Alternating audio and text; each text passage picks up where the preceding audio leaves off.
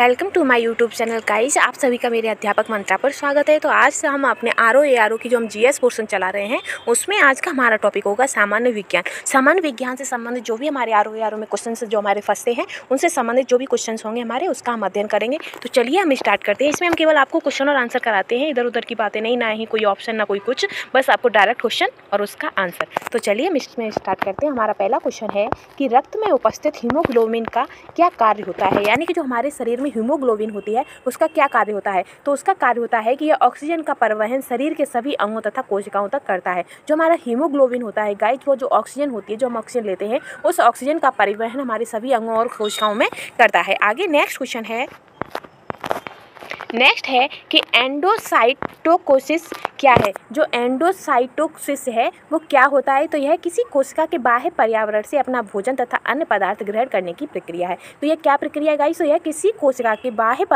पर्यावरण से अपना भोजन तथा अन्य पदार्थ ग्रहण करने की प्रक्रिया को एंडोसाइटोसिस कहते हैं। ठीक है गाइस। नेक्स्ट क्वेश्चन है कि कोशिकाओं में अणुओं का यातायात प्रबंधन का कार्य किसके द्वारा संपादित किया जाता है। जो हमारी कोशिकाएं होती हैं उनमें जो अणुओं का यातायात प्रबंधन है उसका जो कार्य होता है वो किसके द्वारा संपादित किया जाता है गाइस। तो वो गोल्गी इकाई के द्वारा संपादित किया जाता है। किसके द्वारा? गोल्गी इकाई के द्वारा। नेक्स्ट क्वेश्चन है कि मानव शरीर में सर्वाधिक तंत्रिका कोशिकाएं कहाँ पाई जाती हैं, यानी कि जो मानव शरीर है उसमें सर्वाधिक तंत्रिकाएं कोशिकाएं कहाँ पाई जाती हैं। तो वो मस्तिष्क में पाई जाती हैं। कहाँ पर? हमारे मस्तिष्क में पाई जाती हैं। नेक्स्ट क्वेश्चन है कि किस अमीनो अम्ल का कार्य मस्तिष्क में एड्रेनलिन, नॉरएड्रेनलिन तथा डोपामाइन जैसी न्यूरोट्रांसमीटर्स का निर्माण करना है, यानी कि वह कौन सा अमीनो अम्ल होता है जिसका कार्य हमारे मस्तिष्क में एड्रेनलिन, नॉरएड्रेनलिन तथा डोपामाइन जैसे न्यूरोट्रांसमीटर्स का निर्माण करना होता है। तो वो होता है टायरोसिन अमीनो। कौन सा होता है?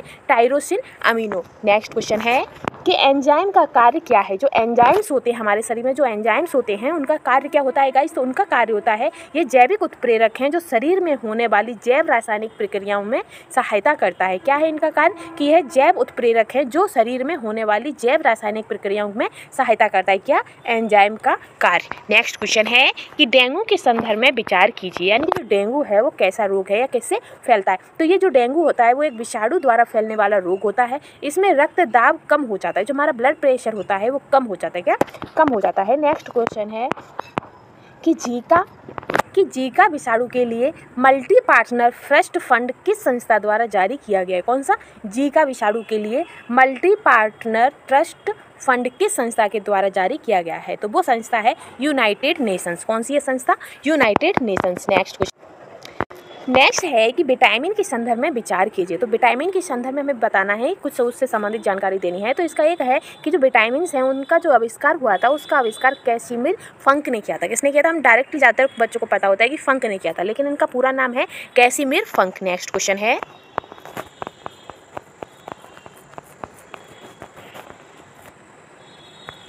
और है कि जो विटामिन्स होते हैं वो कार्बनिक यौगिक होते हैं। विटामिन्स क्या होते हैं? कार्बनिक यौगिक होते हैं। और विटामिन्स की सहायता से आहार भी कहा जाता है। इसे क्या कहा जाता है? विटामिन्स को सहायक आहार भी कहा जाता है। नेक्स्ट क्वेश्चन है कि सुमेलित कीजिए। वैसे ही सुमेलित हैं गाइस, हमें बस आपको आंसर बताने हैं इसके।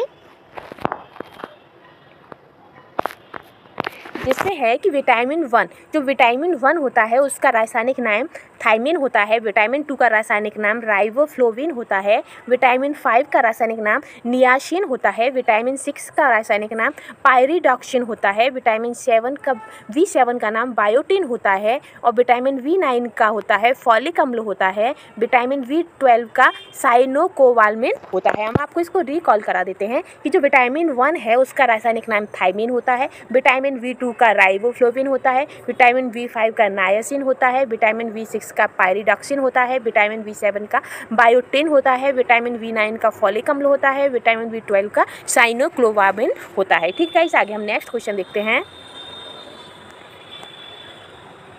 नेक्स्ट है कि विटामिन सी सी किसके अवशोषण में सहायक होता है, यानी कि जो विटामिन सी होता है वो किसके अवशोषण में सहायक होता है, तो वो लौह के अवशोषण में सहायक होता है। नेक्स्ट क्वेश्चन है कि कौन सा विटामिन स्वप्न को याद रखने में सहायक होता है, यानी कि कौन सा विटामिन होता है जिसके जरिए हमें जो हमारे सपने होते हैं, जो हम सपने देखते हैं, वो हमें याद रखने में सहायता करता है, तो वो है विटामिन B6। कौन सा है? Vitamin B6। और विटामिन B6 का रासायनिक नाम क्या है ये आप हमें कमेंट में बताइएगा। नेक्स्ट क्वेश्चन है कि प्रकाश संश्लेषण के लिए आवश्यक होता है, तो प्रकाश संश्लेषण के लिए आवश्यक क्या होता है गाइस? तो उसके लिए आवश्यक होता है क्लोरोफिल होना चाहिए, कार्बन डाइऑक्साइड होना चाहिए, व जल व प्रकाश भी होना चाहिए, तभी हमारा प्रकाश संश्लेषण की प्रक्रिया कंप्लीट होती है। नेक्स्ट क्वेश्चन है कि महिलाओं में रजोनिवृत्ति के बाद किस हार्मोन्स का स्राव बंद हो जाता है, यानी कि जो महिलाओं में जो पीरियड्स होते हैं उसके बाद किस हार्मोन का स्राव बंद हो जाता है गाइस? तो उससे प्रोजेस्टेरोन जो हार्मोन्स होते हैं उनका स्राव बंद हो जाता है, किसका? प्रोजेस्टेरोन का। आगे नेक्स्ट क्वेश्चन है कि राइजोबियम के संदर्भ में विचार कीजिए, यानी कि राइजोबियम से संबंधित हमें आपको जानकारी देनी है।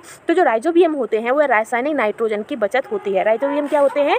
इससे राइजोबियम से क्या कहते हैं? रासायनिक नाइट्रोजन की बचत होती है और फसल उपज में वृद्धि होती है। कैसी होती है? फसल उपज में वृद्धि होती है और ये हार्मोनों का निर्माण करते हैं। क्या करते हैं राइजोबियम? हार्मोनों का निर्माण करते हैं। फिर नेक्स्ट क्वेश्चन है कि बैक्टीरिया की कौन सी प्रजाति पौधों की वृद्धि को प्रोत्साहित करती है, यानी कि बैक्टीरिया की वह कौन सी प्रजाति है जो पेड़ पौधों की वृद्धि को प्रोत्साहित करती है, तो वो है स्यूडोमोनास। कौन सी है?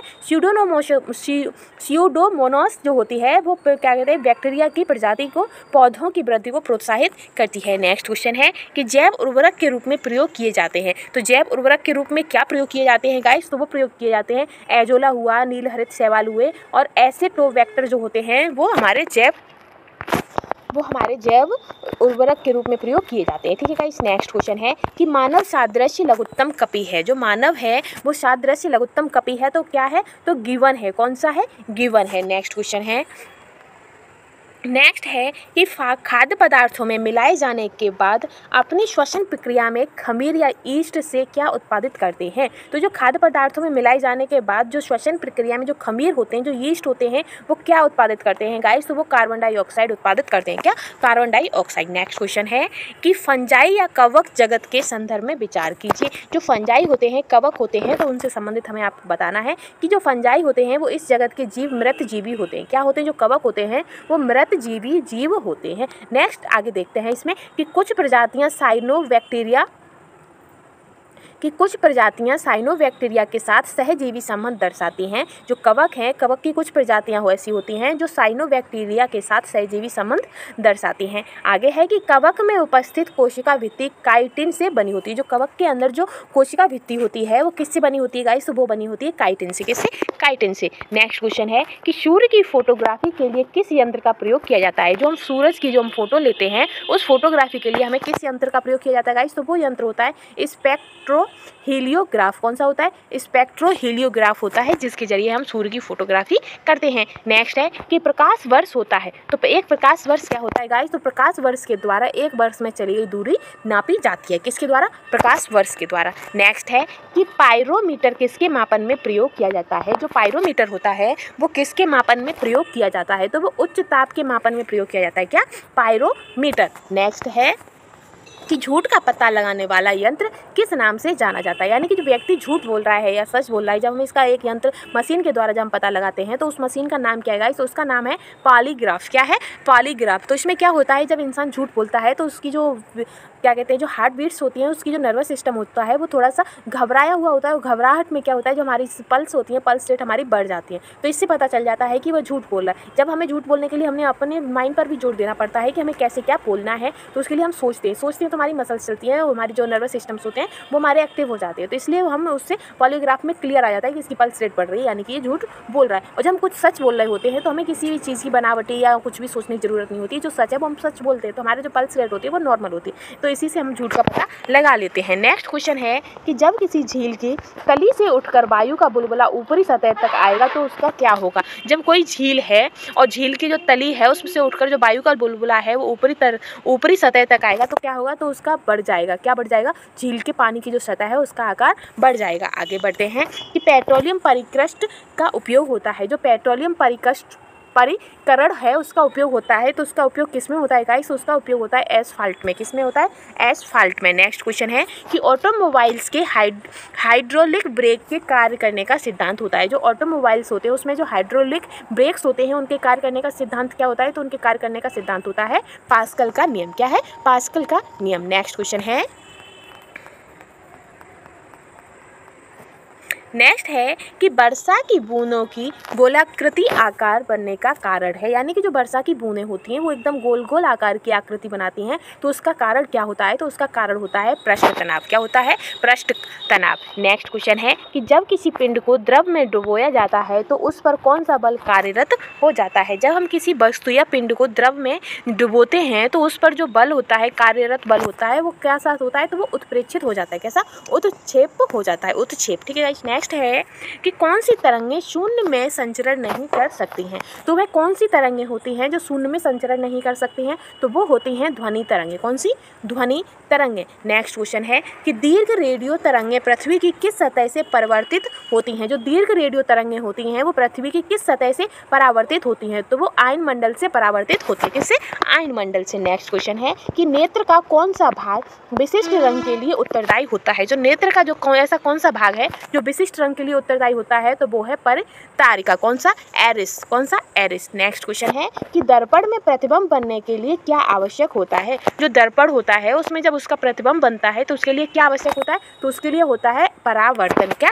परावर्तन। नेक्स्ट क्वेश्चन है, इन्हें हमें आपस में सुमेलित करना है कि एक साइड खोज दिए हैं और एक साइड वैज्ञानिक। ठीक है गाइस। इसमें हम देखते हैं कि पहला है मैसान की खोज किसने की थी? तो मैसान की खोज किसने की थी गाइस? तो उसकी खोज की थी हिडेकी युवा ने। किसने की थी? हिडेकी युवा ने। और पाजिस्ट्रॉन की खोज किसने की थी? तो पाजिस्ट्रॉन की खोज की थी C.D. एंडरसन ने। किसने? C.D. एंडरसन ने। और सूर्य तथा तारों में ऊर्जा उत्पादन का सिद्धांत किसने दिया था? तो वो दिया था H.A. वेथ ने। किसने दिया था? H.A.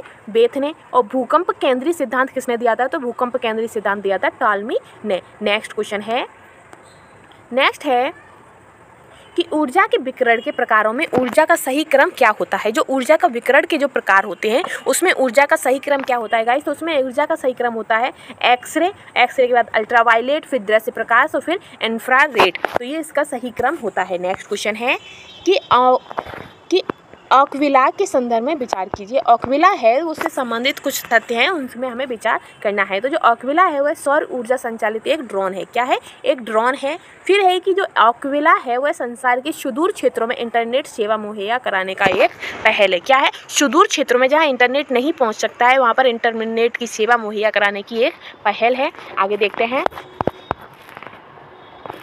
नेक्स्ट है कि 5G तकनीकी के संदर्भ में विचार कीजिए। तो 5G तकनीक क्या है? तो यह एक 4G लाइट से अलग चरण की मोबाइल नेटवर्क प्रौद्योगिकी है। क्या है? यह एक 4G लाइट से अलग चरण की एक प्रौद्योगिकी नेटवर्क प्रौद्योगिकी है। फिर है कि आर्थिक सहयोग और विकास संगठन समिति के अनुसार इसे अपनाने से GDP में वृद्धि होती है। क्या होती है? GDP में वृद्धि होती है। नेक्स्ट क्वेश्चन है कि नैनोवर्ट्स क्या है? तो नैनोवर्ट्स क्या होता है गाइस? तो यह कार्बन नैनो ट्यूब्स और फ्लूरेन का मिश्रित रूप है। किसका? कार्बन नैनो ट्यूब्स और फ्लूरेन का मिश्रित रूप है। कौन सा? नैनोवर्ट्स। आगे बढ़ते हैं कि राष्ट्रीय प्रौद्योगिकी दिवस कब मनाया जाता है? तो राष्ट्रीय प्रौद्योगिकी दिवस कब मनाते हैं? तो वो 11 मई को मनाते हैं। नेक्स्ट क्वेश्चन है कि ग्रीन नैनो टेक्नोलॉजी का संबंध है। तो ग्रीन नैनो टेक्नोलॉजी का संबंध किससे गाइस? तो इसके अंतर्गत पर्यावरण की दृष्टि से सुरक्षित पदार्थों का उत्पादन किया जाता है। क्या किया जाता है? कि इसके अंतर्गत पर्यावरण की दृष्टि से सुरक्षित पदार्थों का उत्पादन किया जाता है। नेक्स्ट क्वेश्चन है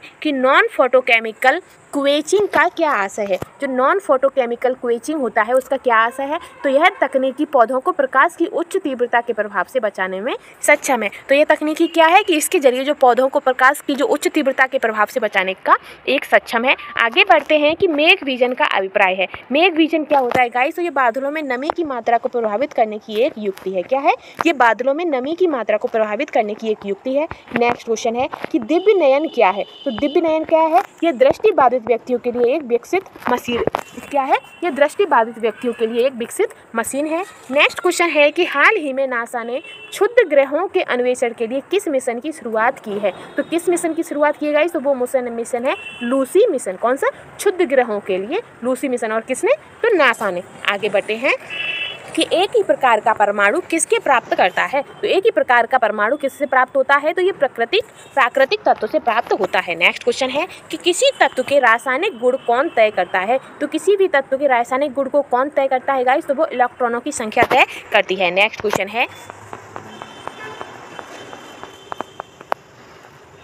नेक्स्ट है कि पुरानी किताबों का कागज भूरा किस कारण होता है। तो पुरानी किताबों का जो कागज का कलर होता है वो भूरा भूरा सा हो जाता है, तो वो किसके कारण, तो वो सेलुलोज के ऑक्सीकरण के कारण। किसके कारण, सेलुलोज के ऑक्सीकरण के कारण। नेक्स्ट क्वेश्चन है कि जंग लगने पर लोहे का भार बढ़ जाता है। जब जंग लगती है किसी चीज़ पर तो जो लोहे का वजन होता है वो बढ़ जाता है। नेक्स्ट क्वेश्चन है कि स्वर्णकारों द्वारा प्रयोग में आने वाला एक्वारेजिया किससे मिलाकर बनाया जाता है। तो ये किससे मिलकर बनाया जाता है गाइस, तो ये नाइट्रिक अम्ल तथा हाइड्रोक्लोरिक अम्ल से मिलकर बनाया जाता है। नेक्स्ट क्वेश्चन है कि पीएच मूल्यांकन दर्शाता है। तो पीएच मूल्यांकन क्या दर्शाता है, कि किसी घोल के अम्लीय या क्षारीय होने की मूल्यांकन, यानी कि कोई घोल है वो कितना अम्लीय है कितना क्षारीय है यह दर्शाता है। तो गाइस हमारे आरओ एआरओ से संबंधित जो साइंस से संबंधित जो इंपॉर्टेंट क्वेश्चन थे, मोस्ट इंपॉर्टेंट 50 क्वेश्चन हमने आपके सॉल्व करा दिए हैं। अगर आपको मेरा वीडियो अच्छा लगता है तो प्लीज मेरे चैनल को लाइक शेयर सब्सक्राइब कर दिएगा।